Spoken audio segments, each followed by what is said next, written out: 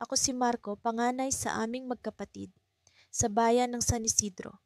Ako'y kilala bilang anak ng pinakamayamang pamilya sa lugar. Kasama ko ang aking nakababatang kapatid na si Luis sa lahat ng aming gawain. Lumaki kami sa marangyang buhay. May mga kasambahay na laging nandiyan para sa amin at lahat ng gusto namin ay agad na ibibigay.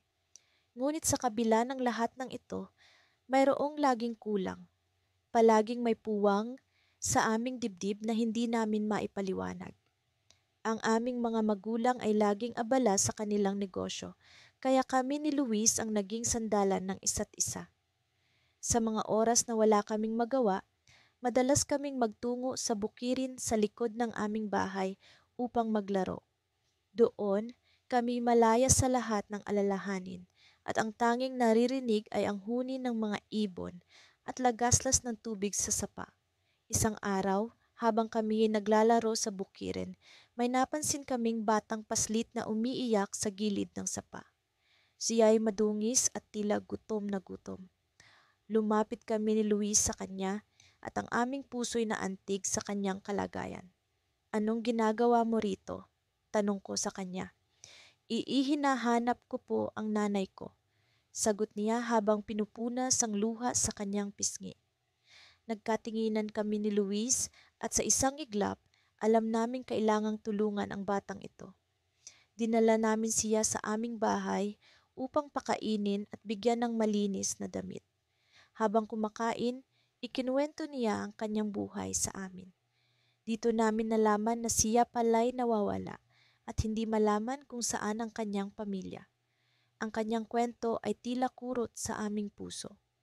Sa mga sumunod na araw, naging bahagi na ng aming buhay ang batang ito na nagngangalang Paulo. Sinikap naming hanapin ang kanyang pamilya, ngunit tila mailap ang pagkakataon. Sa kabila nito, natutunan naming pahalagahan ang pagkakaroon ng isang pamilya, kahit pa hindi namin siya kadugo. Sa aming pag-aalaga kay Paulo, unti-unting nagbago ang aming pananaw sa buhay. Hindi na kami nakontento sa pagmamalaki ng materyal na bagay. Tulad ng isang gulong na umiikot, natutunan naming ang tunay na yaman ay hindi nakikita sa mga mata kundi nararamdaman sa puso. Natutunan naming magpakumbaba at unawain ang mga taong mas nangangailangan. Ngunit sa gitna ng aming bagong natutunan, isang hindi inaasahang pangyayari ang dumating. Isang gabi, habang kami ay nag-uusap sa sala, may kumatok sa pinto. Pagbukas ko, isang matandang lalaki ang nakatayo sa harap ng aming bahay. Tila siya'y pagod at may hinahanap. Sa kanyang mga mata, tila may mga lihim na nagkukubli. "May hinahanap po ba kayo?" tanong ko sa kanya. Ngunit bago siya nakasagot, dumating si Luis sa likuran ko. Ang kanyang mukha ay may halong pagtataka at kaba. "Marco, kailangan mong malaman ito," pabulong niyang sabi habang hinahatak ako palayo sa pintuan. Sa kanyang bulong, narinig ko ang isang pangalan na hindi ko inaasahang maririnig mula sa kanya. Isang pangalan na magbibigay ng pagbabago sa aming buhay at sa buhay ng batang si Paulo. Simula ng aming paglalakbay sa maliit na bayang iyon ay para bang isang bagong kabanata sa aming buhay. Ako si Lucas, ang nakatatandang kapatid, at kasama ko si Andres, ang aking nakababatang kapatid. Hindi kami maaaring magkamali. Lumaki kami sa syudad kung saan ang lahat ay abala at tila walang oras para sa isa't isa. Ngunit sa bayang ito, ang mga tao ay tila mas matindi ang pagpapahalaga sa ugnayan ng pamilya at komunidad. Unang linggo pa lang namin sa bayan ay agad kaming nakatagpo ng mga kakaibang hamon. Wala kaming gaanong kilala at bagaman may mga nagpakita ng kabutihan, hindi ito sapat para makapagpakumbaba kami agad. Ang aming ugali na medyo mayabang, dala ng syudad, ay tila hindi naaayon sa simpleng pamumuhay dito. Lalo na si Andres, na mas nakilala sa kanyang pagiging mapagmataas. Isang araw, habang naglalakad kami sa palengke, hindi sinasadyang natapakan ni Andres ang mga gulay na itinitinda ng isang matandang babae. Sa halip na humingi ng paumanhin, nagpatuloy siya na parang walang nangyari. Nakita ko ang lungkot sa mukha ng matanda at sa pagkakataong iyon ay naramdaman kong may mali sa aming ginagawa. Subalit, hindi ko rin alam kung paano simulan ang pagbabago. Sa kabila ng mga pangyayari, napansin naming unti-unting lumalayo ang ibang mga tao sa amin. Nagsimula kaming makaramdam ng pagkakahiwalay. Isang gabi, habang kami ni Andres ay nakaupo sa balkonahe ng aming inuupahang bahay, napag-usapan namin ang aming nararamdaman. Lucas, parang hindi tayo tanggap dito. Ano kaya ang dapat nating gawin? Tanong ni Andres na tila may bahid ng pag-aalala sa kanyang boses. Hindi ko rin alam, Andres, pero siguro kailangan nating matutunan kung paano makisama sa mga tao dito. Baka kailangan nating magpakumbaba. Sagot ko. Hindi ko alam kung paano niya tatanggapin ito, ngunit alam kong panahon na para kami ay magbago. Kinabukasan, nagpasya kaming gumawa ng hakbang. Nagpunta kami sa bahay ng matandang babae na natapakan ni Andres ang mga gulay. Nagdala kami ng bagong gulay bilang kapalit at si Andres mismo ang humingi ng paumanhin. Sa gulat namin, hindi nagalit ang matanda. Sa halip, ngumiti siya at niyakap kami. Salamat sa inyong kabutihan. Hindi ko inaasahan ito, sabi niya. Ang simpleng araw na iyon ay naging simula ng aming pagbabago. Unti-unti natutunan namin ang halaga ng pakikipagkapwa-tao. Nagsimula kaming makisama sa mga gawain ng komunidad tulad ng pagtulong sa pag-ayos ng mga sirang tahanan pagkatapos ng bagyo. Ang dating pagkakahiwalay ay napalitan ng pagtanggap at pagmamahal mula sa mga taga-bayan. Isang umaga, habang kami ay nag-aalmusal, nakatanggap kami ng liham mula sa aming mga magulang. Ang sabi nila ay malapit na raw silang bumisita sa amin. Ang aming excitement ay hindi maipaliwanag. Ngunit sa likod ng aming kagalakan ay may kaba. Ano kaya ang iisipin nila sa aming mga naging pagbabago? Ang araw ng kanilang pagdating ay puno ng emosyon. Sa unang tingin, hindi nila kami agad nakilala. Lucas, Andres, parang ibang tao na kayo, sabi ng aming ina habang yakap-yakap kami. Ang saya naming makita na natutunan ninyo ang halaga ng pagiging mapagpakumbaba. Habang nag-uusap kami noon, biglang kumatok ang isang grupo ng mga tao sa aming pintuan. Sila ay mga leader ng komunidad na may dalang magandang balita. Lucas, Andres, gusto namin kayong anyayahan sa isang espesyal na pagtitipon ng komunidad. Kayo ang magiging mga panauhing pandangal, sabi ng isa sa kanila. Nagulat kami pareho, ngunit hindi maikakaila ang aming kasiyahan. Ang aming paglalakbay tungo sa pagpapakumbaba ay nagbunga ng pagtanggap at pagmamahal mula sa iba. Ngunit sa ilalim ng lahat ng ito, may isang tanong na hindi maalis sa aking isip. Bakit kami, sa kabila ng aming nakaraan, dumating ang gabi ng pagtitipon? Sa gitna ng kasiyahan at pagsasama-sama, isang misteryosong tao ang lumapit sa amin. Lucas, Andres, sabi niya, may isang bagay kayong dapat malaman tungkol sa inyong pamilya. Isang lihim na matagal nang itinatago. Ang kanyang mga salita ay tila isang bomba. Hindi pa kami nakakapag-react ay nagpatuloy siya.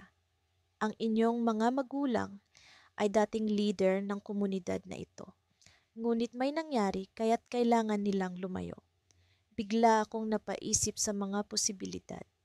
Ano kaya ang tunay na kwento sa likod ng aming pamilya? Sa gitna ng kasiyahan, ang tanong na iyon ay nag-iwan ng isang malalim na pagkalito sa aking isipan. Hindi ko alam kung handa na ba kami ni Andres na harapin ang susunod na kabanata ng aming buhay. Ngunit sa isang bagay ako sigurado, ang paglalakbay na ito ay malayo pa sa katapusan. Nang bumalik kami sa bayan, ramdam ko ang kakaibang init ng araw na tila ba sinasalubong ang aming pagbabalik. Ako si Miguel, ang mas nakatatandang kapatid, at kasama ko si Andres, ang nakababatang kapatid. Pagkatapos ng ilang buwang pamamalagi sa lungsod upang makapag-aral, Bumalik kami sa aming munting bayan na puno ng mga alaala at aral. Bago kami umalis, ang aming buhay sa bayan ay puno ng saya. Ngunit hindi maikakailang may mga pagkakataong kami nagiging mayabang. Ang aming mga magulang ay negosyante at may kaya sa buhay, kaya't madalas kaming pinupuri ng mga tao sa paligid. Ngunit sa pagdaan ng panahon sa lungsod, natutunan namin ang halaga ng tunay na pakikipagkapwa-tao at ang pagiging mapagkumbaba. Ngayon, sa aming pagbabalik, nais naming ipakita na kami ay nagbago. Sa unang hakbang namin sa lupa ng bayan, agad naming naramdaman ang mga pagbabago. Ang mga dating kakilala ay tila may kaunting distansya na sa amin. Nalaman naming may mga alingas-ngas pala na kumakalat tungkol sa amin. Ayon sa kwento, kami daw ay naging mas mayabang pa kaysa dati. Hindi namin alam kung saan nagmula ang mga ito, ngunit ramdam namin ang epekto nito sa aming relasyon sa mga tao. Isang hapon, nagpasya kaming pumunta sa plaza upang makipag-usap sa mga dating kaibigan. Ngunit sa aming paglapit, tila ba nagkaroon ng pader na humarang sa pagitan namin at ng kanila. Ang dating mga ngiti na aming nakikita sa kanilang mga mukha ay napalitan ng pag-aalinlangan. Miguel, Andres, kumusta na kayo? Bati ni Thomas, isa sa aming matalik na kaibigan, ngunit ang kanyang tono ay may halong pag-aalangan. Kami maayos, Tomas. Nagbalik kami upang makasama kayong muli at makibahagi sa buhay dito sa bayan. Sagot ko na puno ng pag-asa. Ngunit sa kabila ng aming hangarin, ramdam namin na may mga matang nagmamasid sa amin, tila ba naghahanap ng pagkakamali.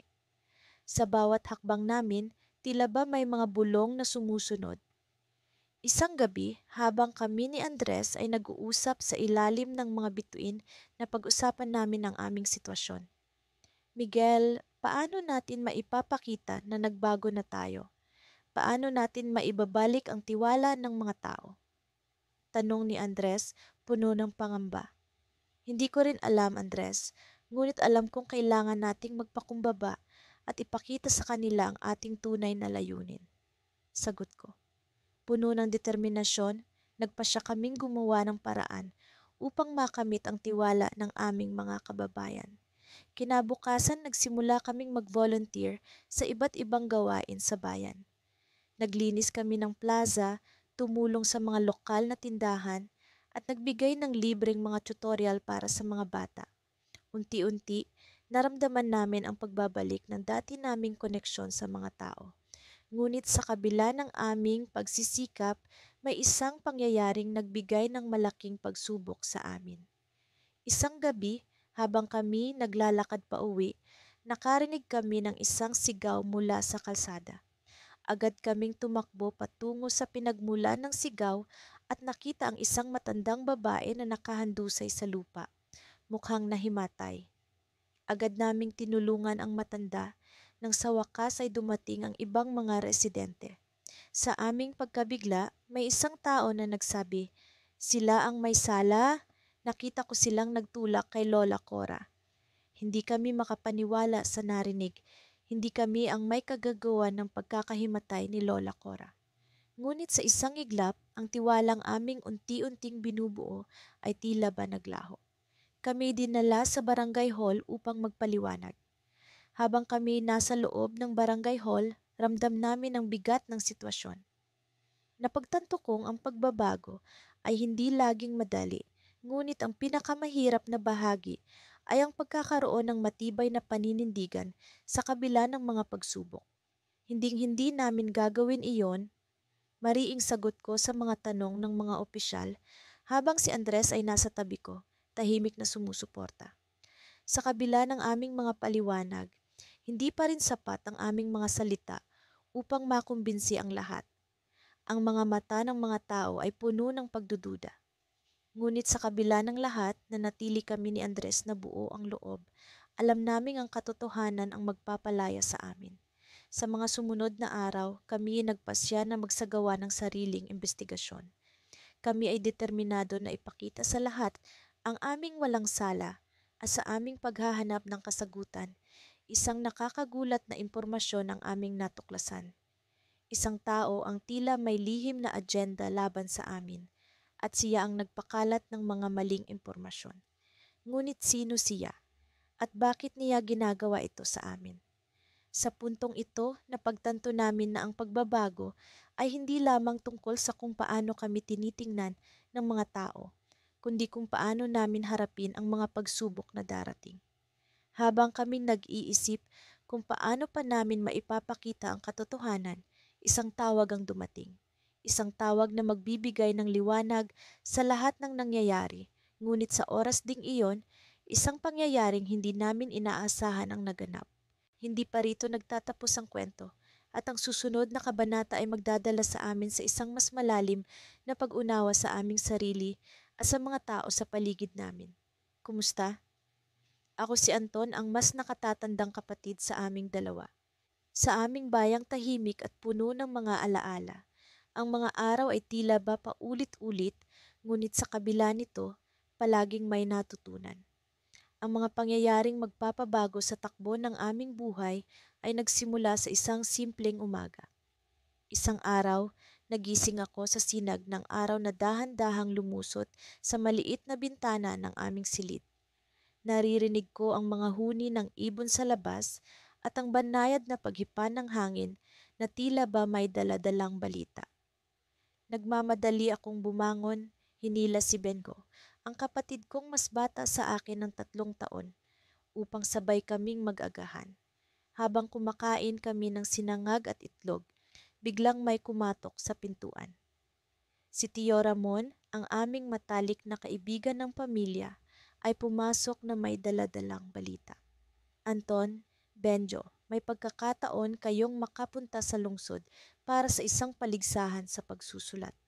Ito ay magbibigay sa inyo ng pagkakataong ipakita ang inyong kagalingan sa ibang mga tao. Hindi kami makapaniwala. Pareho kaming mahilig sa pagsusulat, ngunit hindi namin naisip na makakarating kami sa lungsod para sa ganitong pagkakataon. Agad kaming nagpasya na sumali. Habang nag-uusap kami ni Benjo, napansin ko ang kakaibang ngiti sa kanyang mukha. Sa kabila ng excitement, tila ba may kung anong bumabagabag sa kanya. Sa mga sumunod na araw, naging abala kami sa paghahanda para sa paligsahan. Nagsimula kaming magsaliksik, magbasa at magsulat ng walang tigil. Ngunit sa bawat pahinang aking sinusulat, nararamdaman ko ang bigat ng responsibilidad. Paano kung hindi namin makuha ang pangunahing premyo? Paano kung hindi kami magustuhan ng mga hurado? Sa kabila ng aking mga pag-aalala, si Benjo ay tila ba may kakaibang kumpiyansa. Isang gabi, habang kami ay nag-eensayo sa aming mga komposisyon, bigla siyang nagsalita. Kuya, alam mo ba kung bakit gusto kong manalo sa paligsahan na ito? Tanong niya. Napaisip ako. Para makilala, syempre. Para maipakita ang talento natin. Sagot ko. Ngunit umiling siya. Para sa akin, ito ay para ipakita sa sarili ko na kaya ko. Na hindi ko kailangan makipagkumpetensya sa iyo o kanino paman. Nais kong magtagumpay, hindi lamang para sa pamilya kundi para sa sarili ko. Ang mga salitang iyon ay tumama sa akin. Matagal ko nang nararamdaman ang kompetisyon sa pagitan namin ni Benjo. Sa aming pamilya, palaging inaasahan na ako ang magiging matagumpay. Ngunit ngayon, naramdaman ko ang kanyang pagnanais na maging higit pa sa anino ko. Dumating ang araw ng paligsahan. Ang lungsod ay makulay at puno ng mga tao. Agad kaming dinala sa lugar kung saan gaganapin ang paligsahan. Ang mga kabataan mula sa iba't ibang bayan ay naroon. Lahat ay may pag-asang magwagi. Habang naghihintay kami sa aming turn, hindi mapigilan ni Benjo ang kanyang kaba. Kuya, paano kung hindi ko magawa? Tanong niya na may bahagyang panginginig sa boses. Hinawakan ko ang kanyang kamay. Kaya mo ito, Benjo. Magtiwala ka sa sarili mo. Ano man ang mangyari, nandito ako para sa iyo. Nagsimula ang paligsahan at ipinakita namin ang aming mga gawa. Sa bawat pagbigkas ng aming mga salita, nararamdaman ko ang aming pagkakaisa. Sa wakas, ang paghatol ng mga hurado ay dumating. Sa sorpresa ng lahat, si Benjo ang nanalo ng unang premyo. Ang kanyang ipinakitang husay ay umantig sa mga puso ng hurado. Sa kabila ng aking pagkatalo, naramdaman ko ang kakaibang kasiyahan para sa kapatid ko. Ngunit ang twist ay dumating. Habang kami ay nagse-celebrate, may isang lalaking lumapit sa amin. Benjo, Anton, nais kong makausap kayo, sabi niya. May bitbit siyang liham na tila ba may mahalagang mensahe. Sa pagkabigla, nalaman namin na ang paligsahan ay may kasamang scholarship para sa isang prestihiyosong paaralan sa ibang bansa. Ngunit may kondisyon, tanging isa sa amin ang maaaring pumunta. Ang desisyon ay nasa aming mga kamay. Sa gitna ng pagdiriwang, kami ni Benjo ay nagkatinginan. Alam namin na ang desisyon na ito ay magbabago sa aming mga buhay. Paano namin haharapin ang hamon na ito? Sa gitna ng tagumpay, isang bagong pagsubok ang bumungad. Sa pagtatapos ng araw, natutunan namin na ang tunay na kahulugan ng tagumpay ay hindi na susukat sa premyo kundi sa kung paano namin pinahalagahan ang bawat hakbang na aming tinahak at kung paano namin natutunan ang pagpapakumbaba sa kabila ng lahat. Ngunit ngayon, ang desisyon ay nasa aming mga kamay, isang desisyong magbibigay ng bagong direksyon sa aming paglalakbay. Sa aming pag-uwi mula sa Maynila, tahimik kaming dalawa ni Kuya sa loob ng bus. Pareho naming iniisip ang mga nangyari sa mga nakaraang araw. Ako si Lito at ang kuya ko naman ay si Marco. Sa aming paglalakbay, hindi ko maiwasang balikan ang mga pangyayaring naghahatid sa amin sa puntong ito ng aming buhay. Nagsimula ang lahat nang magpasya kaming dalawa ni Kuya na magtungo sa lungsod upang makahanap ng mas magandang kapalaran. Gaya ng maraming taga-baryo, naniwala kami na sa Maynila matutupad ang aming mga pangarap. Ngunit sa aming pagdating doon, ibang-iba ang dinatnan namin kaysa sa inaasahan. Sa unay puno kami ng sigasig at ambisyon. Nagsikap kami sa aming mga trabaho kahit na hindi kapantay ng aming inaasahan ng sahod.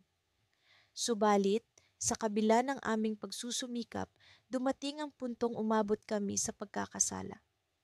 Nasilaw kami sa kinang ng lungsod at sa mga bagay na akala namin ay magbibigay sa amin ng kasiyahan.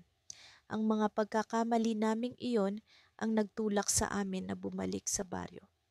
Sa aming pag-uwi, dama ko ang bigat ng aming mga kasalanan. Hindi ko malaman kung paano namin haharapin ang aming pamilya. Lalo na si Inay, na palaging nagpaalala sa amin ng kahalagahan ng pagiging mapagpakumbaba at marangal. Nang marating namin ang baryo, sinalubong kami ng aming mga kaibigan at kamag-anak. Hindi ko malaman kung paano ako makikisalamuha. Ramdam ko ang mga tingin nila, puno ng pagtataka at pag-aalala. Si Kuya, sa kabilang banda, ay tahimik lamang na nakatingin sa malayo. Pagdating namin sa bahay, agad naming nakita si Inay na nakaupo sa harap ng aming tahanan. Hindi ko malaman kung paano sisimula ng aming paliwanag. Nang makita niya kami, agad siyang tumayo at niyakap kaming dalawa. Wala siyang sinabi kundi ang salamat at ligtas kayong nakabalik. Ang pagyakap ni Inay ay naghatid ng kakaibang pakiramdam. Para bang sa kabila ng lahat, may puwang pa rin para sa kapatawaran. Sa paglipas ng mga araw, unti-unti naming naikwento kay Inay ang mga nangyari. Hindi niya kami pinagalitan. Sa halip, tinuruan niya kaming harapin ang aming mga pagkakamali at bumangon mula rito. Nang may dumating na sulat mula sa isang kaibigan ni Kuya sa Maynila, nagdulot ito ng kaba sa aming dalawa. Hindi namin inaasahan ang laman ng sulat na iyon. Sinabi ng kaibigan ni Kuya na may naganap na malaking pagbabago sa kumpanya kung saan kami dati nagtatrabaho.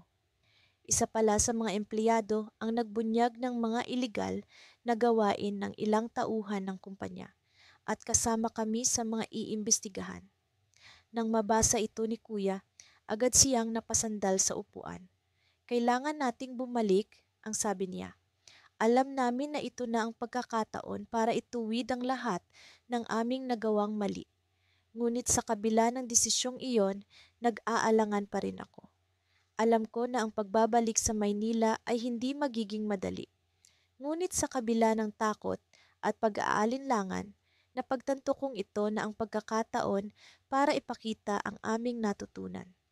Kinagabihan, habang kami ay nag-uusap ni Kuya sa ilalim ng mga bituin, tinanong ko siya, "Handa ka na bang harapin ang lahat ng ito?" Tumango si Kuya at ngumiti. "Oo, Lito. Matagal na nating pinagsisihan ang ating mga nagawa. Panahon na para ipakita natin na kaya nating magbago." Ngunit sa likod ng nangiting iyon, naroon pa rin ang takot sa hindi tiyak na bukas. Habang unti-unti kaming natututo sa aming mga pagkakamali, alam naming mahaba pa ang landas na aming tatahakin. Sa muling paglitaw ng araw, kami ay handa nang bumalik sa lungsod upang harapin ang aming kinabukasan. Hindi bilang mga takas kundi bilang mga taong natuto sa kanilang mga pagkakamali. Ngunit sa aming pag-alis, isang hindi inaasahang balita ang dumating. Ang kumpanya ay nagsara na at ang lahat ng mga kaso ay isinantabi. Naguluhan kami sa pangyayari. Ano nga ba ang dapat naming gawin ngayon? Sa pag-alis naming puno ng pag-aalinlangan, isang mensahe ang naiwan ni Inay. Minsan, ang pag-uwi ay hindi nangangahulugang pagtatapos, kundi pagsisimula ng mas makabuluhang kwento.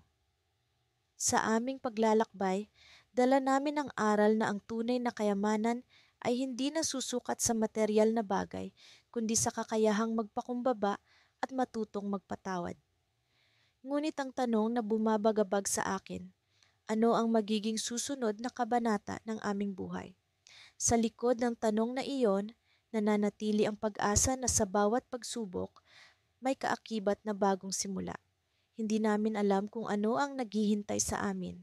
Ngunit isa lang ang sigurado, hindi na kami ang dating Lito at Marco na nasilaw sa kinang ng lungsod.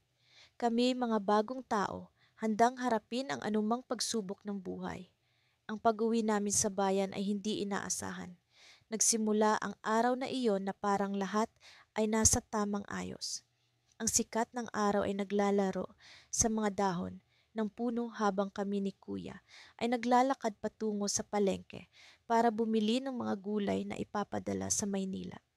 Ang hangin ay may halong bango ng bagong ani at ang mga tao sa palengke ay abala sa kani-kanilang gawain. Habang naglalakad kami, hindi maiwasang bumalik sa akin ang mga alaala ng aming kabataan. Puno ng ambisyon si Kuya, palaging nasa unahan ng lahat. Ako naman, palaging nasa likuran niya, nakikiagapay sa kanyang mga hakbang.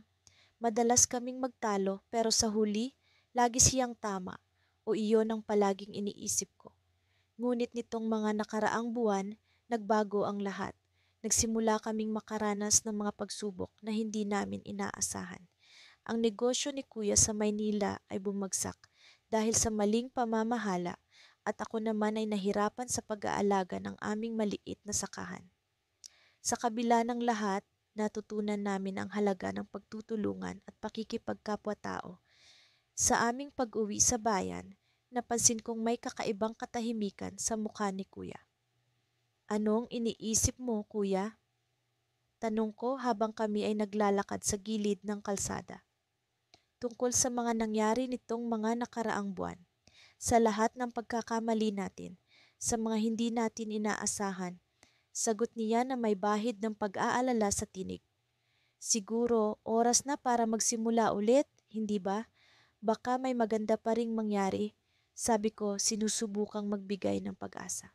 "Oo, alam ko, pero hindi ko maiwasang isipin ang ating mga responsibilidad. Paano tayo makakabawi sa mga nasayang na pagkakataon?" Tugon niya, tila hinahanap ang sagot sa hangin. Nagpatuloy kami sa paglalakad hanggang sa marating ang palengke.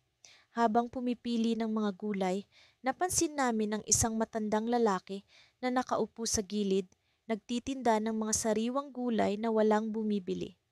Lumapit kami sa kanya at nagtanong kung bakit tila walang bumibili sa kanyang paninda.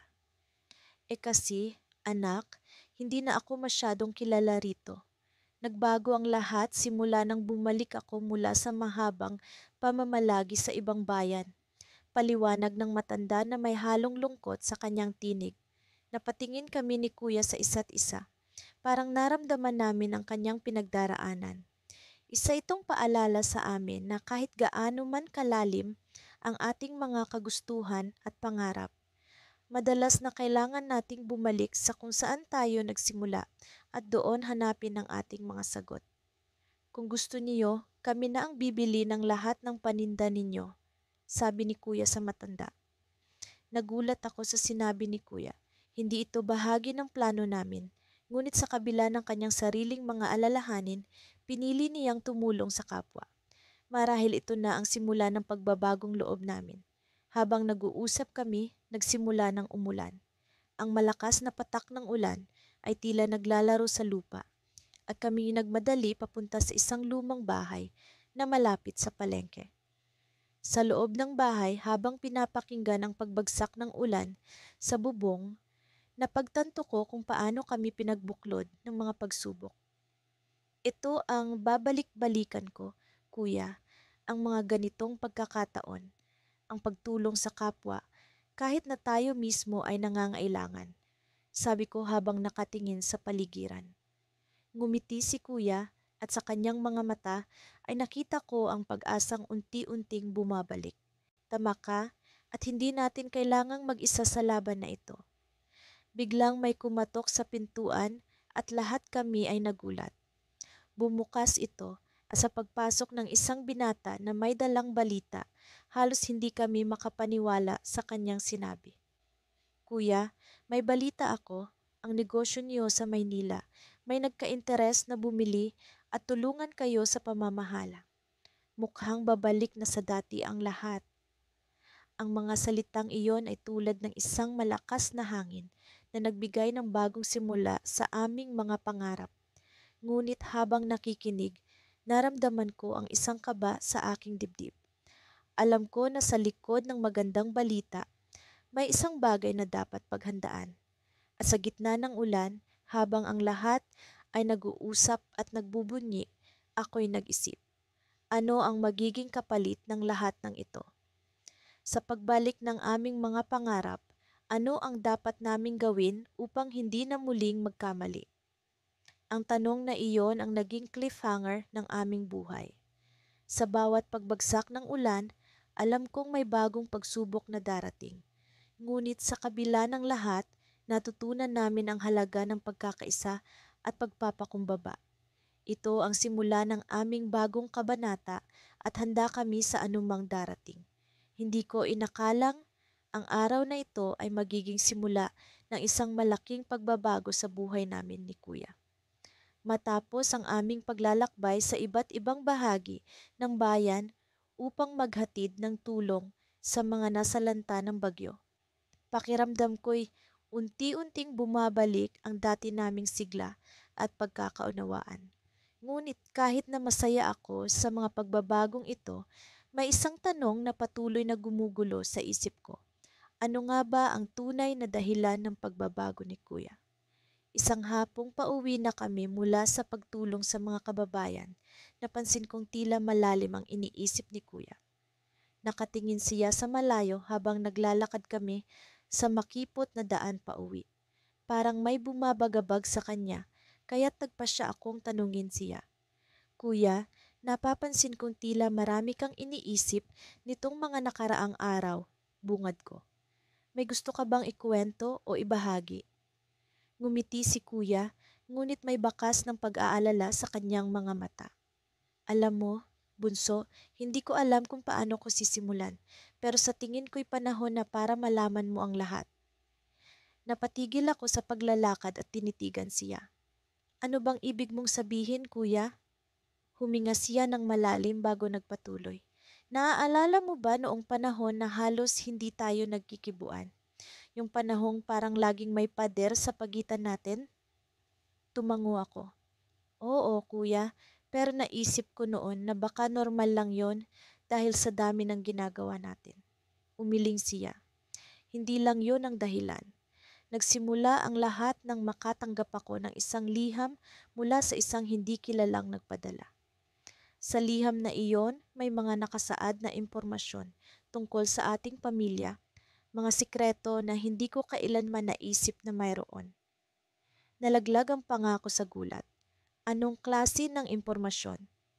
Mahalagang impormasyon, sagot ni Kuya habang iniabot sa akin ang isang luma at kupas na sobre. Matagal ko nang gustong sabihin ito sa'yo, pero natatakot akong baka magbago ang tingin mo sa akin at sa ating pamilya. Nang buksan ko ang sobre, nakita ko ang ilang piraso ng papel na puno ng mga sulat kamay. May mga larawan din ng mga tao na hindi ko kilala. Habang binabasa ko ang mga nakasulat, napagtanto kong may bahagi ng aming pamilya na hindi namin kilala. Mga kamag-anak na matagal nang hindi nabanggit at isang sumpang itinatago ng aming mga ninuno. Parang umikot ang buong mundo ko ng mga oras na yon. Kuya, ibig mo bang sabihin ay... Opo, bunso, putol ni Kuya sa aking tanong. May mga bagay na kailangan nating ipaglaban at ituwid para sa ating pamilya. Kaya't kahit mahirap, pinili kong magpakumbaba at simulang itaguyod ang ating pangalan sa bayan. Ang pagtulong sa ating mga kababayan ang unang hakbang. Napaupo ako sa tabi ng daan, hindi makapaniwala sa aking mga natuklasan. Bakit ngayon mo lang sinabi sa akin ito, Kuya? Natakot akong baka hindi mo maintindihan. Pero nakita ko kung paano ka lumalaban para sa ating pamilya at naisip kong panahon na para malaman mo ang katotohanan. Magkasama nating haharapin ito, hindi ba?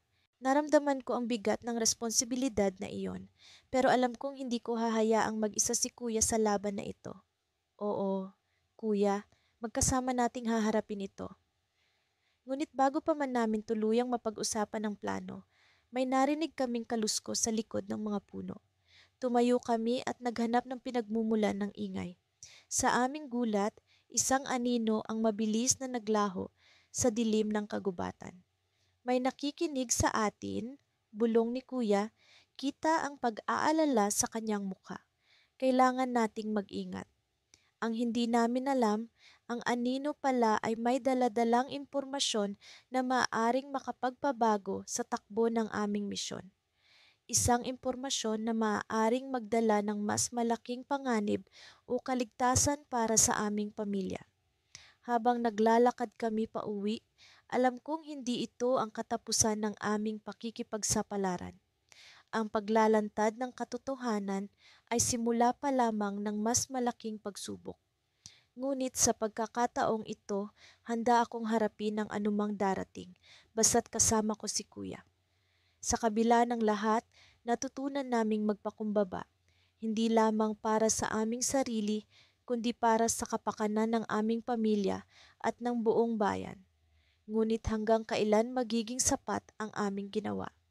At sino ang misteryosong aninong iyon na tila nagmamasid sa bawat galaw namin? Ang mga katanungang ito ang bumabagabag sa aking isipan habang tinatahak namin ang madilim na daan pauwi. Alam kong ang kasagutan ay malapit na, ngunit hindi ko alam kung handa na ba talaga kami para dito. Nang dumating kami sa bayan, dama ko agad ang malamig na hangin na bumabalot sa amin. Ang mga pamilyar na tanawin at amoy ng aming lugar ay parang mga alon ng alaala na bumabalik sa akin. Nasa tabi ko si Cardo, ang aking nakababatang kapatid. Hindi ko maalis ang kaba sa aking dibdib habang iniisip ang mga huling araw na magkasama kami sa lungsod, ang aming mga pinasok na trabaho, mga hindi pagkakaintindihan at ang mga pagkakataong nag-alitan kami dahil sa maliit na bagay. Ngunit narito kami ngayon, handang ibalik ang aming mga natutunan sa aming bayan. Brod, naaalala mo ba yung laging sinasabi ni Tatay? Tanong ni Cardo habang naglalakad kami sa makipot na daan papunta sa bahay. Oo, kahit gaano ka man kalayo, uuwi at uuwi ka rin sa inyo. Ngumiti siya. Tama, kaya nga nandito tayo. Habang papasok kami sa aming tahanan, sinalubong kami ng aming ina. May luha sa kanyang mga mata. Matagal na rin simula nang huli kaming umuwi. Yakap-yakap kami ni inay na parang mga batang paslit.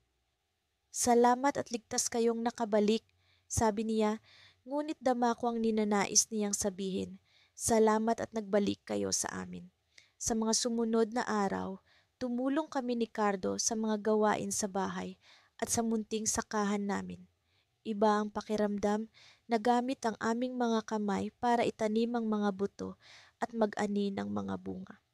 Ang pagpapakumbaba na natutunan namin sa lungsod ay dahan-dahang nagiging bahagi ng aming araw-araw na gawain.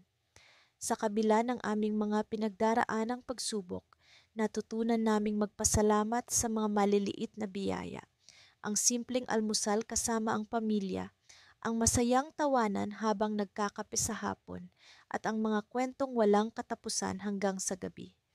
Ngunit ang kapayapaan sa aming bayan ay hindi nagtagal. Isang gabi, habang nag-uusap kami ni Cardo sa ilalim ng mga bituin, narinig namin ang mga sigawan mula sa kapitbahay.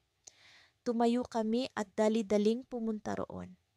Nakita namin si Mang Ruben, ang aming kapitbahay na kilalang mainitin ng ulo na nakikipagtalo kay Aling Nena tungkol sa lupaing sakahan na parehong inaangkin ng kanilang pamilya. Isang piraso ng lupa lang yan, bakit ba hindi niyo mapagkasunduan? Tanong ni Cardo, ngunit hindi siya pinansin ng dalawa. Nagkatinginan kami ni Cardo. Alam namin na kailangan naming mamagitan, ngunit paano?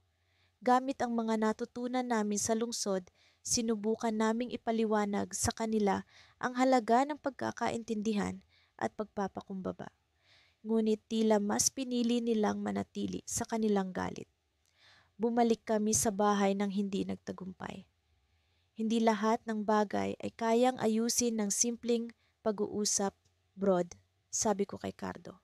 Pero hindi ibig sabihin titigil na tayo sa pagtulong, di ba? Sagot niya. Kinabukasan, habang naglilinis kami ng likod bahay, isang ideya ang pumasok sa isip ko. Paano kung magtulungan na lang tayong lahat?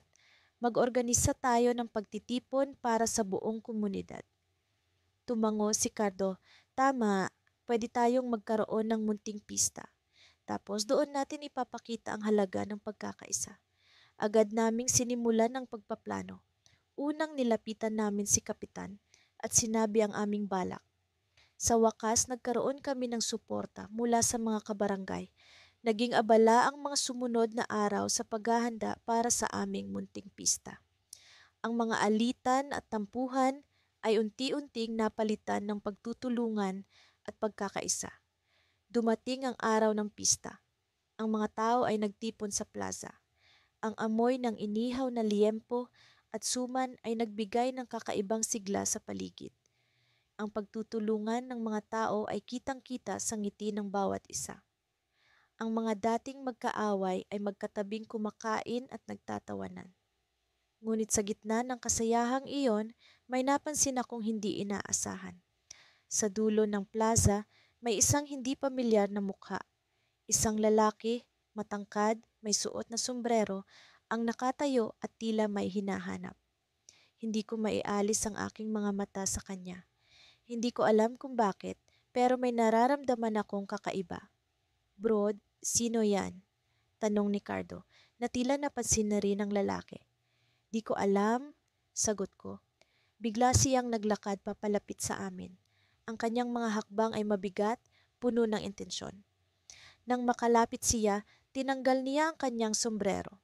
Sa ilalim ng liwanag ng buwan, kitang-kita ko ang anyo ng kanyang mukha. Hindi ba't siya ang bumuntong hininga siya at ngumiti ng mapait. Ako nga, sagot niya, na tila nababasa ang iniisip ko. Sa puntong iyon, naramdaman kong may darating na hindi inaasahang pangyayari. Hindi ko maipaliwanag, ngunit alam kong ang kanyang presensya ay magdadala ng pagbabago sa aming bayan. Isang pagbabago na magtutulak sa amin upang mas higit pang matutunan ang tunay na kahulugan ng pagpapakumbaba at pagkakaisa. At doon natapos ang gabi. na may mga tanong sa aking isipan. Sino siya? Ano ang kanyang pakay? Bakit nandito siya ngayon? Hindi ko alam, ngunit alam kong ito ang simula ng bagong kabanata sa aming kwento. Ako si Miguel at ang kwentong ito ay tungkol sa akin at sa kapatid kong si Andres.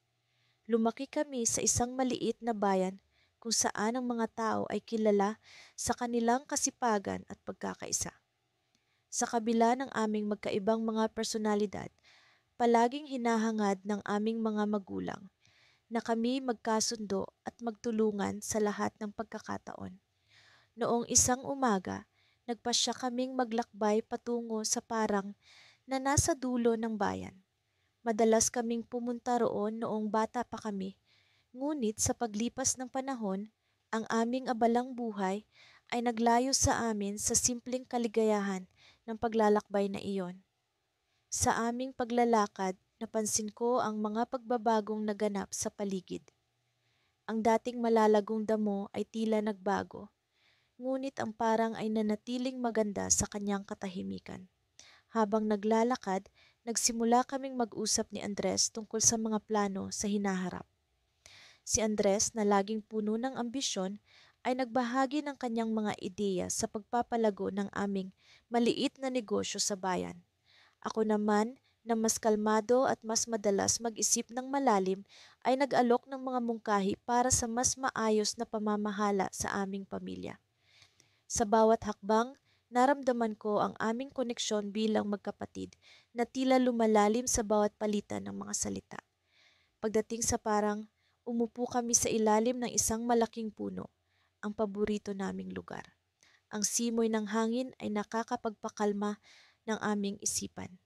Sa aming pag-uusap, naalala namin ang mga aral na itinuro ng aming mga magulang. Ang halaga ng pagpapakumbaba, ang kahalagahan ng pagtulong sa kapwa. Napagtanto namin na sa kabila ng aming mga pangarap at ambisyon, ang tunay na tagumpay ay hindi lamang nasusukat sa yaman o katanyagan, kundi sa kung paano namin natutunan ang maging mapagpakumbaba at mapagbigay. Sa kalagitnaan ng aming pagninilay-nilay, biglang dumating ang isang matandang lalaki na tila pagod sa kanyang paglalakad. Siya'y lumapit sa amin at nagtanong kung maaari siyang makiupo sa lilim ng punong kinauupuan namin. Agad kaming pumayag at nagpakilala sa kanya. Siya'y si Mang Ruben, isang magsasaka sa kabilang bayan na naglalakbay upang bisitahin ang kanyang apo. Nagkuwento si Mang Ruben ng kanyang buhay bilang isang magsasaka, ang hirap at galak ng pag-aararo sa lupa, at ang mga tao ng pag-aalaga sa kanyang pamilya. Sa bawat salita, naramdaman namin ang kanyang pagod, ngunit puno ng pag-asa. Laking gulat namin nang malaman na kilala niya ang aming mga magulang at madalas siyang nakikipagtulungan sa kanila noon sa pagtatanim ng mga gulay. Habang patuloy ang aming usapan, napansin kong may kakaibang ningning sa mga mata ni Mang Ruben. Tila may mensahe siyang nais iparating. Sa kanyang pagkukuwento, biglang may lumabas na isang maliit na papel mula sa kanyang bulsa at inabot niya ito sa amin. Nakasulat doon ang isang mensahe na tila galing sa aming mga magulang.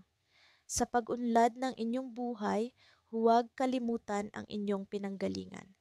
Ang pagpapakumbaba ay ang susi sa tunay na kaligayahan. Napatigil kami ni Andres sa aming pag-uusap at nagkatinginan. Ang mensaheng iyon ay tila bumalik sa amin mula sa nakaraan, isang paalala sa mga aral na minsang itinuro sa amin.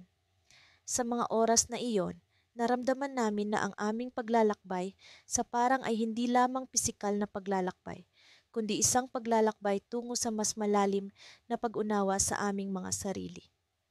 Habang kami nakaupo roon, biglang natanaw namin sa kalayuan ang isang grupo ng mga kabataan na tila nagkakaroon ng problema sa kanilang bisikleta. Agad kaming nagpasya na tulungan sila, naalala ang mensahe at ang aral na natutunan sa araw na iyon. Ngunit sa aming paglapit, isang nakagugulat na pangyayari ang naganap. Sa paglingon ko sa likuran, wala na si Mang Ruben. Tila naglaho siya ng walang bakas.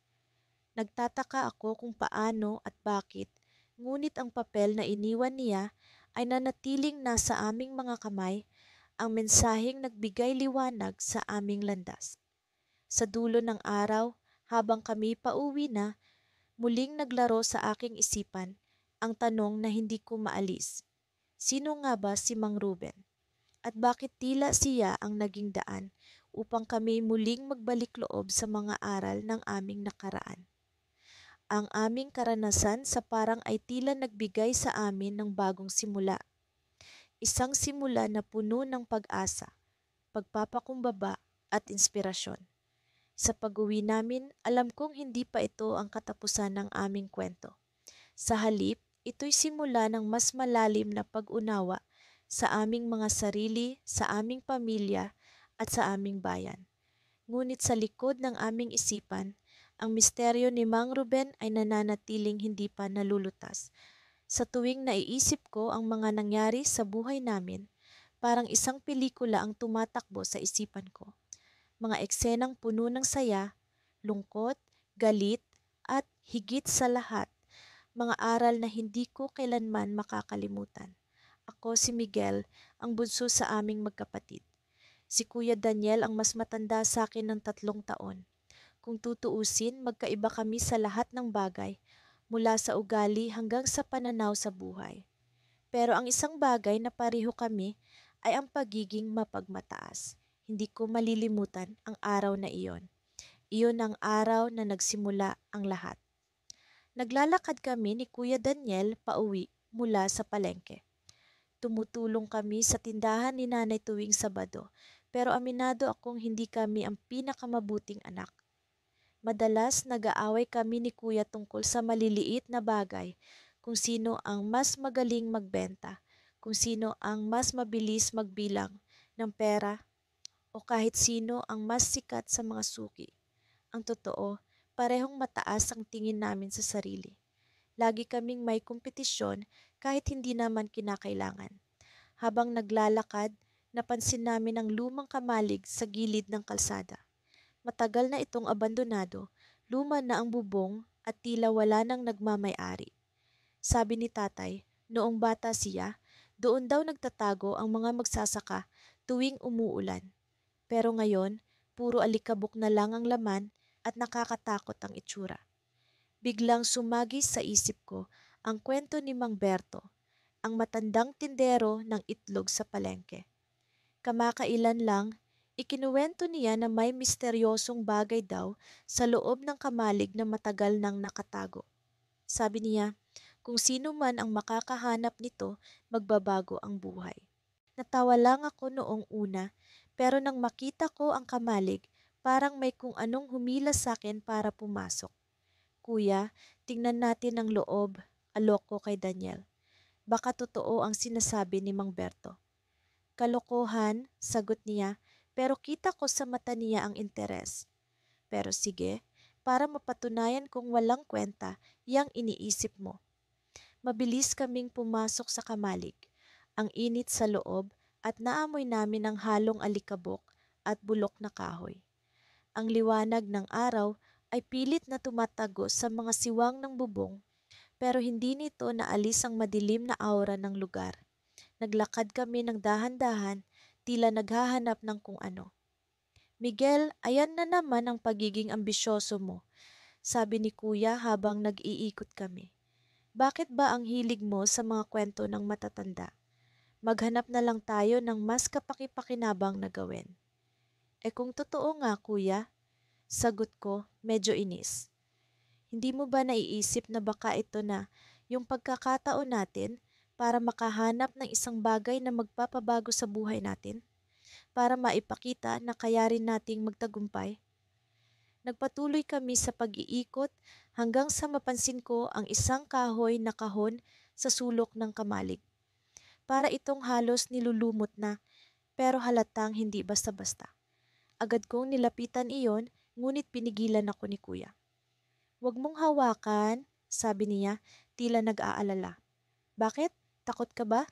Tanong ko, ang tono ko'y may halong hamon. Hindi siya sumagot. Sa halip, tumayo lang siya roon, tahimik habang ako'y nagpatuloy. Binuksan ko ang kahon at bumungad sa akin ang isang lumang journal. Kulay kayumanggi ang pabalat nito at tila sinulat ito ng isang tao noong panahon pa ng mga ninuno. Binuklat ko ang unang pahina at doon ko nakita ang nakaukit na pangalang Salvador R. Castillo, isang apelido na hindi ko kilala pero parang may kung anong kakaibang enerhiya ang pangalan. Anong laman niyan? Tanong ni Kuya, lumapit siya nang hindi na makapagpigil. Hindi ko alam, sagot ko. Pero tingnan mo, may mga nakasulat na parang sikreto. Habang binabasa namin ang unang mga pahina, nalaman namin na ang journal ay naglalaman ng kwento ng isang magsasaka na may natuklasang kayamanan sa ilalim ng lupa. Isang kayamanan na sinasabing magbibigay ng kasaganahan sa sino mang makakahanap nito. Ang huling pahina ay may mapa na tila nagsasabi kung saan matatagpuan ang kayamanan. Hindi ko alam kung ano ang naisip ni Kuya pero bigla siyang nagbago ng tono. Nakita ko ang ningning sa kanyang mga mata, ang parehong ningning na madalas kong makita tuwing may kompetisyon kami. Miguel, ito na yon. Ito na ang pagkakataon natin para patunayan na kaya nating magtagumpay. Sabi niya, halos sigaw. Pero paano kung hindi totoo, Kuya? Paano kung isa lang itong kwento? Tanong ko, medyo nag-aalinlangan. Hindi natin malalaman kung hindi natin susubukan. Sagot niya at agad niyang kinuha ang journal mula sa kamay ko. Habang hawak niya ang journal, biglang may narinig kaming tunog mula sa labas ng kamalig. Isang malakas na kalabog. Napatingin kami sa isa't isa, parehong natigilan. Sino ang nasa labas at bakit parang may nagmamatyag sa amin? Kuya, bulong ko habang unti-unting bumibilis ang tibok ng puso ko. Hindi siya sumagot. Sa halip, dahan-dahan siyang lumapit sa pintuan ng kamalig para tingnan kung sino ang nasa labas. Kasunod ng bawat hakbang niya, tila bumibigat ang hangin sa paligid.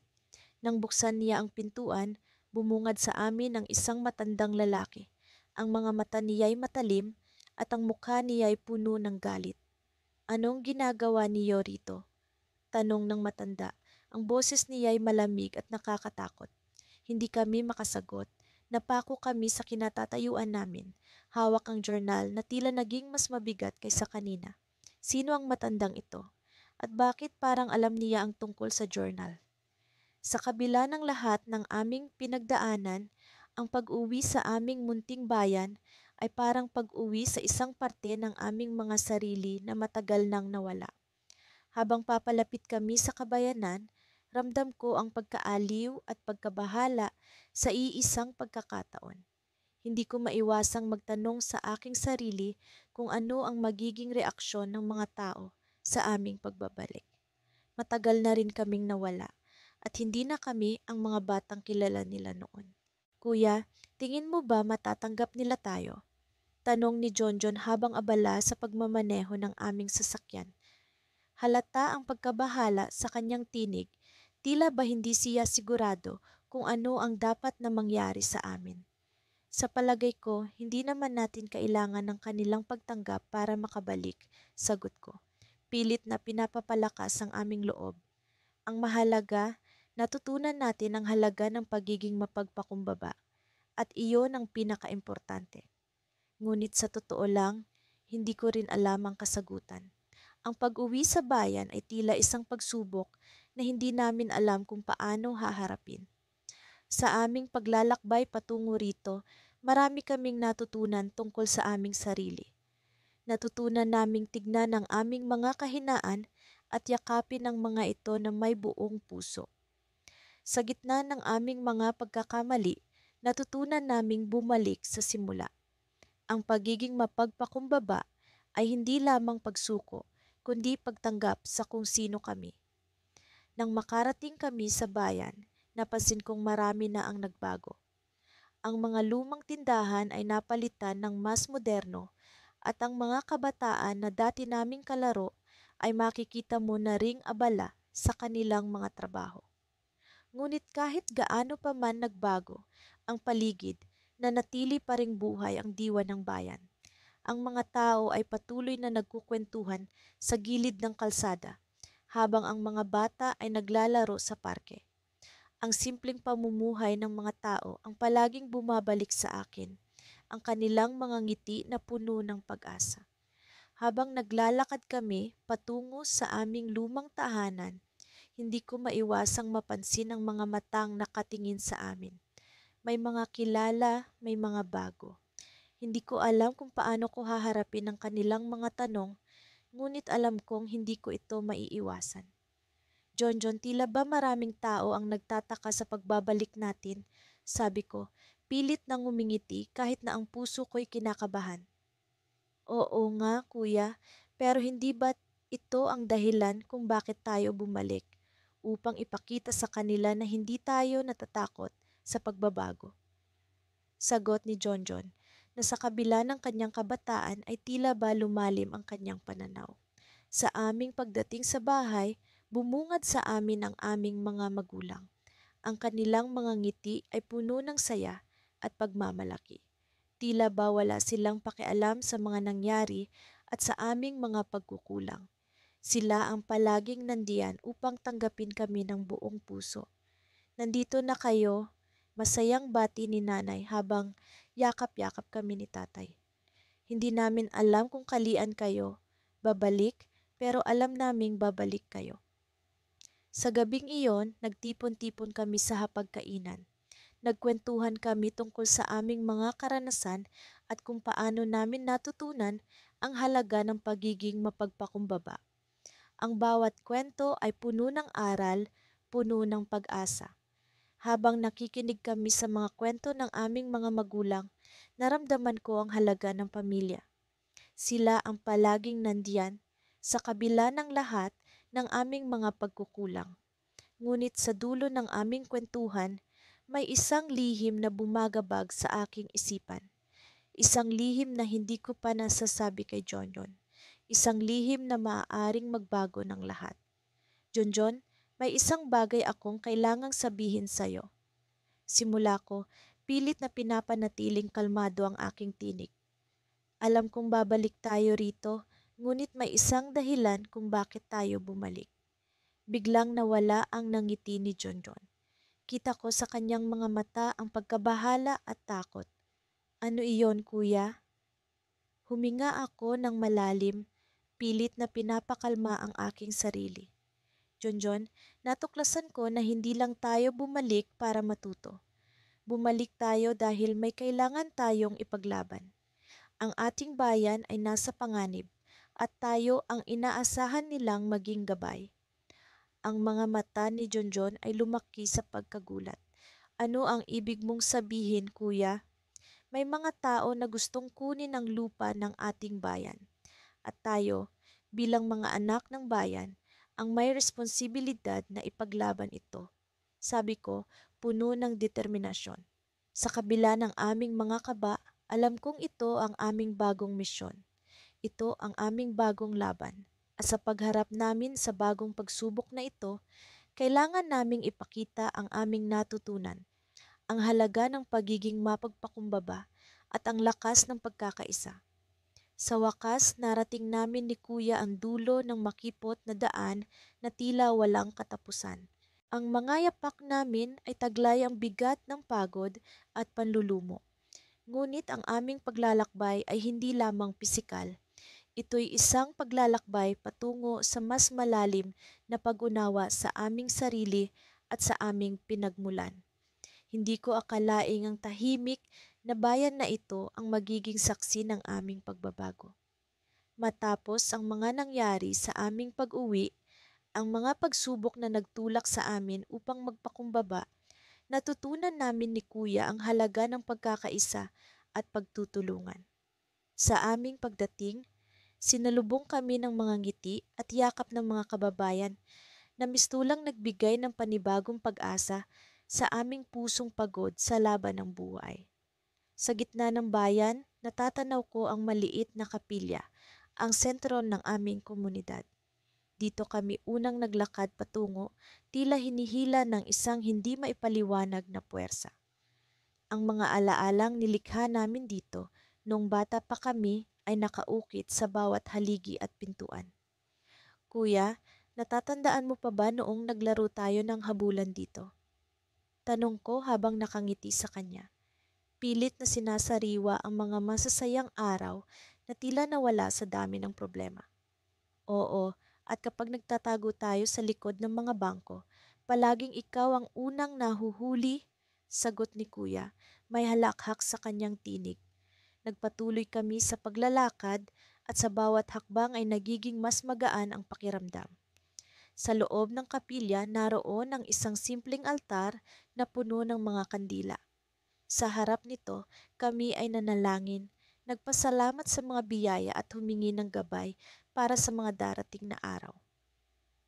Alam mo kapatid, wika ni Kuya, ang mga aral na natutunan natin dito ay hindi natin matututunan sa lungsod. Dito natin natutunan ang tunay na halaga ng pakikipagkapwa at ang kahalagahan ng pagpapakumbaba. Tumango ako, lubos na sumasang-ayon sa kanya. Ang bayan na ito, sa kabila ng kanyang katahimikan, ay puno ng mga tao na may ginintuang puso. Ang kanilang mga simpleng pamumuhay ay puno ng kahulugan at ang kanilang pag-uugali ay puno ng inspirasyon. Habang papalabas kami ng kapilya, napansin ko ang matandang si Mang Pedro, ang aming tagapayo at kaibigan mula pa noong kami ay mga bata. Nakaupo siya sa isang bangko, nakangiti sa amin. Lumapit kami sa kanya, puno ng galak na muling makasama ang isa sa mga taong nagturo sa amin ng tunay na kabutihan. Mga anak, natutuwa akong makita kayong dalawa, bati ni Mang Pedro. Ano ang nagdala sa inyo sa kapilya ngayon? Gusto lang po naming magpasalamat, sagot ni Kuya, sa lahat ng naituro niyo sa amin at sa walang sawang pag-intindi sa amin. Ang pagpapakumbaba ay isang mahalagang aral na hindi madaling matutunan, tugon ni Mang Pedro. Ngunit sa inyong paglalakbay, nakita ko ang pagbabago sa inyong mga mata. Naway patuloy kayong maging inspirasyon sa iba. Sa likod ng kapilya, naroon ang isang maliit na hardin. Sa gitna nito, tumutubo ang isang puno ng mangga na puno ng bunga. Ito ang natatanging puno na palaging nagtataglay ng matatamis na bunga, na para bang simbolo ng pag-asa at bagong simula.